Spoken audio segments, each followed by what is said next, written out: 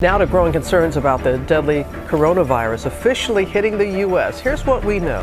At this moment, we have 22 patients in the United States currently that have coronavirus. The first death from coronavirus here in the United States. Breaking right now, sources telling Channel 2 the Houston Livestock Show and Rodeo will be shut down for the rest of the season. Every American has a role to play in defending our nation from this invisible, horrible enemy. More than 250,000 coronavirus-related deaths. That chilling number expected to climb as hospitalizations reach an all-time high. A major breakthrough has been announced in the development of a vaccine for coronavirus. We're going to go on offense against this virus. That being said, the task of vaccinating 300 plus million people in the United States is a daunting one.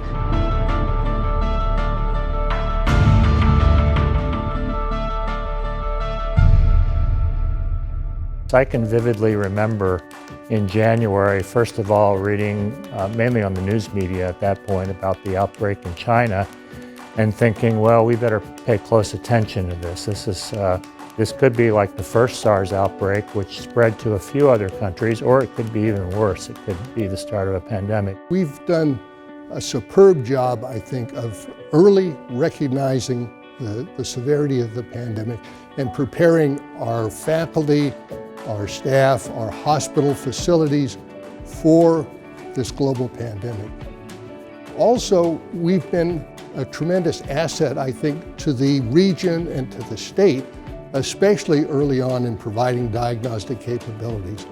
Over the course of the response, we ended up providing diagnostics within the laboratory here, early on in a test that we made ourselves and got validated, to about 27,000 individuals. And this was not only Galvestonians, but also all across the state. In fact, we've tested samples from representatives from almost all the counties in Texas. And then nationally and globally, our scientific contributions have been just absolutely astonishing. UTMB contributed in many different ways in a very big scale. Specifically, UTMB was one of the first institutions that received the first isolates from the COVID patient from Washington State. And based on that, UTMB shared globally of the isolates and the materials for both basic research and diagnostics and product development. We are very fortunate here. When the first cases came into the United States in Seattle, we were fortunate to get a sample because this is our Galveston National Lab is also an international reference laboratory where scientists everywhere send us specimens of new and emerging infections because we have the facilities to store them, maintain them, and share them with others in experiments. We developed the first reverse genetic system. And that what that entitles is we are able to make and manipulate or engineer the virus on a petri dish in the lab. So that's one of the most important tools to study a virus because you can engineer any genetic footprint, any protein at amino acid level, and you can make those changes.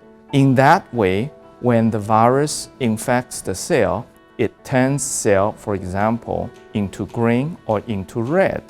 In this way, you would be very easy visualize where the virus is infecting. I want to assure people that there are very good reasons to believe that the vaccine is safe and efficacious. So first of all, the vaccine very clearly protects us from coronavirus disease, from COVID. Over about 95% of people vaccinated who were exposed to the virus after vaccination in the clinical trials had protection from that disease. Those people also are protected from being infected in the first place and therefore protected from spreading the virus to others. And that's going to be really critical going forward. We have the vaccine, but getting that vaccine into people's arms is the next challenge. And we really need your help in convincing your friends, neighbors, and loved ones how important it is to access one of the local sites and get on a list to get your COVID shot. We have been designated a vaccine hub by the state of Texas, which means the governor allocates us additional medications. And in doing that, over the last several weeks and months, we have actually been able to already vaccinate 9% of the population in Galveston County. Ultimately, it's everyone's choice whether they want to get a vaccine. I think you've got to think of two aspects to this. The first one is, do you want to have COVID? And if the vaccine's going to prevent you getting COVID, then that's something you should do.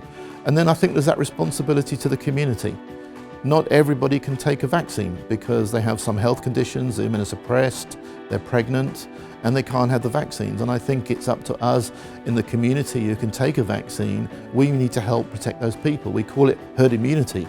As the pandemic continues and as more and more people are vaccinated, people should see the impact, the protection that is offered among those that are vaccinated.